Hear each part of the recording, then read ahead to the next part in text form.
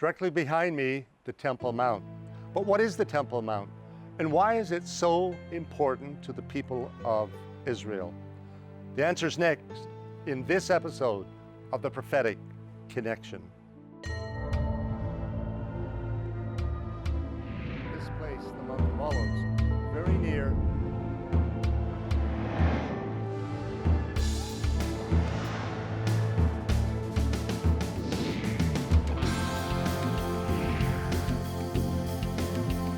fulfilling the prophecy, waiting for the day when the Messiah will come.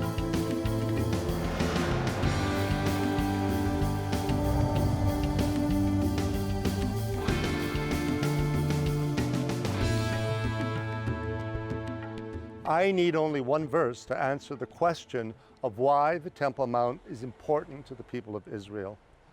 It's found in the book of Kings, 1 Kings chapter 9, verse 3.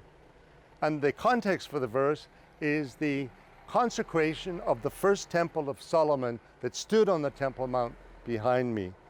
But listen to what God says when he spoke to Solomon, and this verse records it. Verse 3, 1 Kings 9. And the Lord said to him, to Solomon, I have heard your prayer and your supplication that you have made before me. I have consecrated this house, meaning the first temple, which you have built, to put my name there forever, and my eyes and my heart will be there perpetually. So God says that he watches over this sacred, holy Temple Mount. That's why it's also important to the Jewish people. The Temple Mount in Jerusalem is the holiest site on earth to the Jewish people. It's also the most contested piece of real estate in the entire world. But why has this 20-acre parcel of land been so important to all Jews everywhere and in all generations? Well, the importance of the Temple Mount in Jerusalem stems from the fact that God chose that as really, in a sense, his headquarters from the sacrifice of Isaac on Mount Moriah, which was in fact did become the site for the temple in Jerusalem, which is just an incredible conjunction if you think about it. And then also Yeshua, Jesus being crucified in Jerusalem, that this is the site and this is the place that God chose, and through King David instructed Solomon to create that temple for, yes, the sacrificial system, but really the purpose of the sacrificial system was to provide atonement and reconciliation with God, not only for Israel, but also for the nations. And if you look back at Solomon's dedication of the temple in 1 Kings 8, what you see is that Solomon prays and he asks God to hear the prayers of the nations when anyone turns toward that temple, toward Jerusalem. And I think figuratively we could say for the nations that respect God's choosing of Israel, back to that subject, that God would forgive them, that God would hear their prayers, that God would bring healing and blessing. And so this locale, this Temple Mount, it's not just a political issue. It's a deep covenantal spiritual issue of God's creating. Does this mean that physical places are important to God? God established physical places to give us a sense of his manifest presence, that he's not a distant God, but he's among us. And that was the tabernacle in the wilderness, that portable temple, as it were. And then the temple, built by Solomon, became that permanent location. We also know that God said several times in the Old Testament that in Jerusalem he has placed his name forever. So God's whole identity, his character, his reputation is tied up with his presence in Jerusalem, and in particular in a temple. Certainly a temple does not limit his presence, but it is a focal point where people come and worship together as a community. The temple is an assembly, it is a gathering point. And so the temple is important. Why does such an ancient site have so much relevance and importance to Jews today in the 21st century, especially when there is no longer a Jewish temple on the Temple Mount. People ask me, why did God pick that spot for the binding of Isaac story? I always give the same answer. You got to ask God. But for whatever reason, that place is the nexus. It's the meeting place between the metaphysical and the physical, which means it's the logical place to connect to God the easiest way possible. To give a modern example, like when you're looking for free Wi-Fi, traveling around somewhere in the world, you're looking at the bars on your phone to see where the best reception is. This is the highest spiritual download site. Does Israel have any room for negotiation where the Temple Mount is concerned? Israel does not want to, does not need to negotiate the Temple Mount for a couple of reasons. One, it's God's divine and sovereign choice of the center of His activity in the earth and in Jerusalem. And for another, because our sovereignty as a nation requires us to maintain our integrity as the capital of the nation. This is the spiritual center. This is the historic center. This is the prophetic center of Israel. One of the reasons the Temple Mount, where the temple was located, why it's a non-negotiable, is the fact that that is the most holy, central, geographical place of worship for the Jewish people. There are some who would even deny that there was ever a Jewish presence on that Temple Mount. But we know from the scriptures, both Old and New Testament, we know that Jesus taught in the temple. We know that Jesus walked in the temple precincts. The temple is a non-negotiable. Could a day be foreseen when a new or third temple will be erected on the site? Will a new temple be erected there? Well, ultimately, I'm not enough of a careful scholar of all the details of what has to happen and when, but reading the latter chapters of Ezekiel, it certainly looks to me like there will be a temple again. Does there have to be a temple before the Messiah returns? That also kind of seems from the book of Daniel that there's something happening there. I know that there's a longing in the heart of our people for a restoration. It's really only the extremists in Israel that are vying for that immediate rebuilding of the temple. That needs to be kept in mind. How important is the existence of a standing temple in Jerusalem, where the Jewish people's faith in God is concerned? Yes, it's absolutely fundamental to the Jewish worldview. This Messianic era, which is a concept the Jews brought to the world, that Christianity later adopts, part of the Messiah's job description is to bring the Jewish people physically back to the land of Israel, spiritually back to keeping the Torah, the ingathering of the exiles, and the return to that relationship with God. So many Jews are disconnected, but we do see that happening even today, both those things.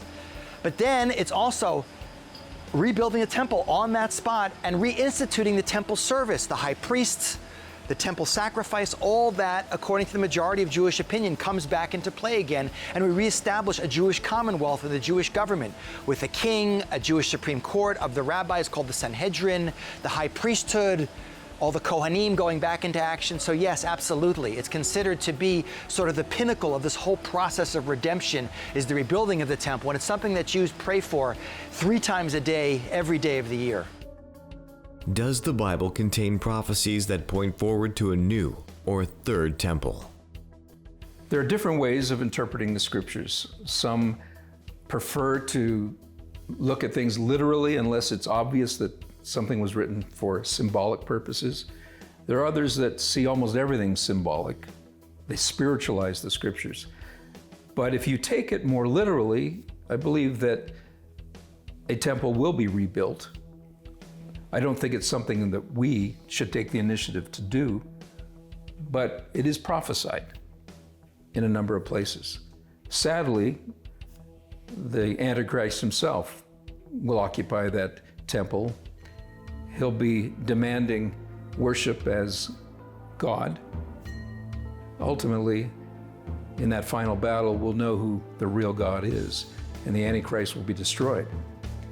But it does speak of those last days where the Antichrist will come and try to throne himself and reveal himself as God at that very temple. Don't go away. After this short break, Dr. John Tweedy returns with his teaching.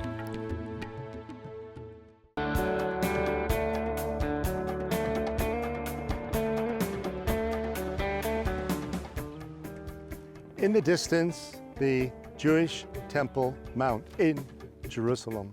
One of the most controversial, if not the most controversial, piece of real estate on planet Earth. It is that because it's there that the Jewish temples once stood. First of all, the Temple of King Solomon, and then the second temple, the refurbished temple of King Herod. Both of them built there on the threshing floor that David purchased. And David said that he was offered the land free of charge, but he said, no, I must pay a price for it so that we can erect a house for our God. So David paid the price and bought the land legitimately from its original owner. But all down through the centuries, it has been a place of controversy. It represents the heart of the Jewish nation because it represents the heart of God. Listen to these words on the lips of the psalmist in Psalm 132, in verses 13 and 14, which answers the question, why Jerusalem? For the Lord has chosen Zion, and Zion is a synonym for Jerusalem, and for Israel for that matter. He has desired it for his dwelling place. This is my resting place forever. Here I will dwell, for I have desired it. Now those words were written about 3,000 years ago in the time of the psalmists of Israel. But sometime after that, the first temple was built there because the Jewish people realized that this was the place God had chosen. And this is why every synagogue, wherever it is in the world, faces Jerusalem. It's why Jews, whether in Jerusalem or in places of exile, would direct their prayers toward this holy place, the Temple Mount. Daniel was taken as a young man captive from Jerusalem by the Babylonian armies in the year 586 BC, more than 2,500 years ago. He, with the cream of Israeli young people, taken by the Babylonians to be assimilated into the empire that was Babylon at that time. And Daniel remained faithful. It's an amazing thing. He was taken as a very young man, probably a teenager, probably from a priestly family. But even in Babylon, 1,000 miles or more across the deserts beyond Jerusalem on the horizon, he remained faithful to God for the rest of his life. And the truth is, he never returned to Jerusalem.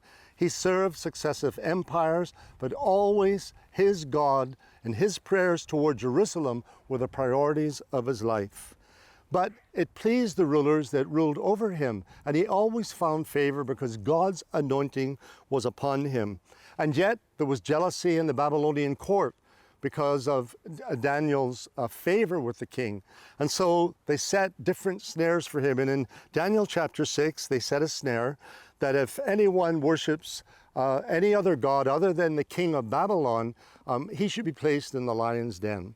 Well, as the story unfolds in Daniel chapter 6, we read in verse 10, "Now when Daniel knew that the writing was signed," meaning the edict of the king, which couldn't be changed after it was signed, he went home, and in his upper room, with his windows open toward Jerusalem, he knelt down on his knees 3 times that day and prayed and gave thanks before his God, as was his custom since early days. So even in the moment of peril, when his life was at stake, Daniel's first response was to direct his prayers, open his windows toward Jerusalem, far to the west, and get down on his knees and pray to his God. And of course, they caught him praying to the God of Israel.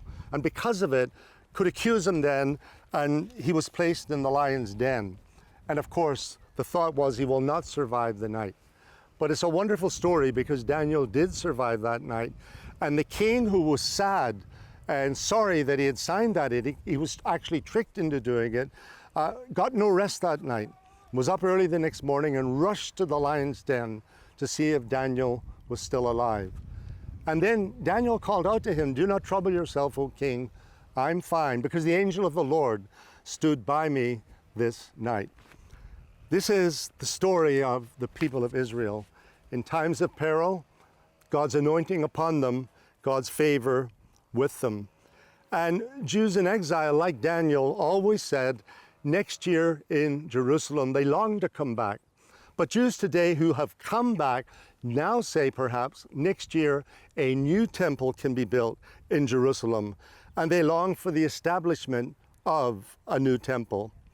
We read this prophecy actually, of the new temple that's to come in the book of Ezekiel, in Ezekiel 37 and verses 26 to 28.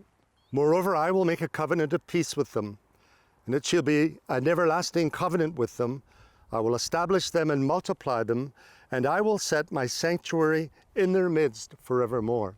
So within this verse, the promise of a new temple to be built on the Temple Mount. The word forevermore suggests that it can't be the first or second temple because they were destroyed, but this temple will be there forevermore, permanently, in other words. "My tabernacle also shall be with them. Indeed, I will be their God, and they shall be my people." And the distinction between the tabernacle and the sanctuary or the temple would be that the tabernacle is more of a temporary dwelling, while the temple is a permanent place for the Almighty God. And then God says, "By this, the nations also will know that I, the Lord, sanctify Israel when my sanctuary is in their midst forevermore." So when this third temple is finally built, it will be a declaration to the nations that God has been faithful to Israel.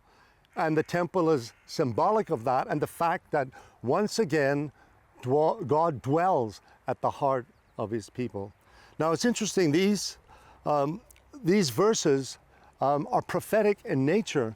And as we look at the Temple Mount today, there are two mosques of Islam there, the Golden Dome of the Rock, the Mosque of Omar, and then to the south of it, and closer to where I'm standing, the Grey Dome of the Al-Aqsa Mosque, actually a working mosque where Muslims gather on Fridays to worship their God. And it's interesting that they're there today, and yet this promise of a Jewish temple is found in the prophecies of the Bible as well. Now, how on earth is that going to come about? The answer is that God knows. But more importantly, God has promised that one day a third temple will be in that holy site. And a temple cannot be erected anywhere else but on that holy, sacred site we call the Temple Mount. And there's the irony in the story. Today it's called the Temple Mount, and yet there are no temples standing on that Temple Mount. But we have God's promise of a day to come when that will be the case. And perhaps in realizing that different religions vie for that holy site, it suggests to us a future scenario where there will be again a clash of kingdoms, a clash of religions, and this has happened throughout history as people have fought over the land of Israel and over the Temple Mount itself. Now, in the midst of all of that, we have other prophecies that tell us that the Lord will come as the defender of Israel. In Zechariah chapter 14, we read these words, "Behold, the day of the Lord is coming, and your spoil will be divided in your midst. For I will gather all the nations to battle against Jerusalem." Now this has happened many times before, but as we read on in the context of Zechariah 14, we realize that there are events taking place in this scenario that have not taken place before in the history of Israel. "The city shall be taken, the houses rifled, and the women ravished. Half of the city shall go into captivity, but the remnant of the people shall not be cut off from the city." Why? God intervenes. And the next verses explain what God does. "Then the Lord will go forth and fight against those nations as he fights in the day of battle. And in that day his feet will stand on the Mount of Olives, which faces Jerusalem on the east." Now I'm standing in West Jerusalem, And over my shoulders, you have a panorama of the Temple Mount, Mount Scopus, and also the Mount of Olives. I don't know if the camera can see them in this moment, but we will give you a panoramic shot of all of this, because that's exactly what Zechariah is describing. When the Lord comes, he comes to the Mount of Olives that you can see in the distance, and it's represented by the very tall tower, which is in fact the summit of the Mount of Olives. And we're told that when in that day his feet will stand in the Mount of Olives, which faces Jerusalem on the east, and the Mount of Olives shall be split in two from east to west, making a very large valley. Half of the mountain shall move toward the north, and half of it toward the south, meaning the ridge that you can see in the different distance will be split in two. My own interpretation is that there will be a valley created on an east-west axis right through the mountain that you can see behind me. And probably that will create a gap that leads right up to the golden eastern gate, which today is sealed, but perhaps in that moment will be miraculously opened, triggered by the Messiah's feet touching the Mount of Olives. So, to put it in perspective, there are battles ahead, more struggles over Jerusalem, but there is also hope. More about that after this short break.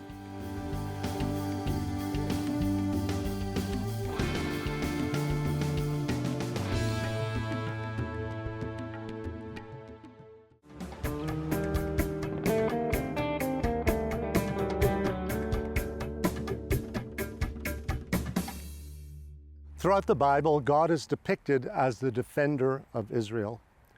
And the scenario in Zechariah chapter 14 is that God intervenes when Jerusalem, and Israel for that matter, when they are at the point of annihilation once again. And it is this time, it is the Messiah who comes, and his feet touch the Mount of Olives. And as Zechariah describes what happens next, he does it prophetically. And there is what sounds like a description of a thermonuclear war. But it could also be just as easily the fire and brimstone that falls from heaven, as has happened in times past. But beyond all of that carnage, remember, this is God's intervention against the nations that come against his holy people, Israel. But beyond that, there is hope. And we read these words in Zechariah 14, beginning in verse 16. And it shall come to pass that everyone who is left of all the nations which came against Jerusalem shall go up from year to worship the King, the Lord of hosts, and to keep the Feast of Tabernacles. Ironically, we're filming these episodes during the Feast of Tabernacles, the last feast in the rhythm of feast in the Jewish calendar. It's the final ingathering harvest. It's giving thanks to God for what he has provided in the harvest that have passed, but also in a sense paying homage to him for the harvests to come. And in our Christian context, we could liken it to the final great ingathering harvest of the believers before the Messiah comes. But it's interesting that Zechariah says this is the one feast of all the feasts that will be celebrated by the nations year after year, Jews and Gentiles together. And it's so important to God that any nation that refuses to come will fall under condemnation and judgment. And it shall be that whichever the families of the earth do not come up to Jerusalem to worship the King, for us this is Jesus of Nazareth, King of kings, the Lord of hosts, on them there will be no rain. If the family of Egypt will not come up and enter in, they shall have no rain. So there's choice in this, the freedom to choose to worship the King or the freedom to choose not to worship the King. But judgment will fall on those who will not worship the King of kings. They shall receive the plague with which the Lord strikes the nations who do not come up to keep the Feast of Tabernacles. And this shall be the punishment of Egypt and the punishment of all the nations that do not come up to keep the Feast of Tabernacles. And then this, as the book of Zechariah ends, in that day holiness to the Lord shall be engraved on the bells of the horses. The pots in the Lord's house shall be like the bowls before the altar. Yes, every pot in Jerusalem and Judah shall be holiness to the Lord of hosts. Everyone who sacrifices shall come and take them and cook them. In that day there shall no longer be a Canaanite, in the house of the Lord of hosts. So the prophecy says that only the righteous will dwell before the Lord our God. And it'll be those who are summoned to come and worship him. And the Feast of Tabernacles will be celebrated year after year as the nations, as the people, pay homage to the King. Thank you for watching The Prophetic Connection, and join us next time for The Looming Battle for Jerusalem. C4I is making a difference in the lives of Israel's most needy at places like the Carmel Women's Shelter, and it's because of people like you who give. This is Mulu and her precious little month-old baby, and we want to thank C4I and all of the people who have so generously given from their hearts for making it possible for us to bring her into our shelter at the request of the social workers in the hospital, so we can make a home for her thanks to the love and the generosity that is extended through you to C4I. Thank you. When you call today with your gift, as a thank you, you will receive the bi-monthly newspaper Israel the Prophetic Connection and the powerful documentary 7 Amazing Prophecies Fulfilled on DVD. Call today and make a difference in Israel.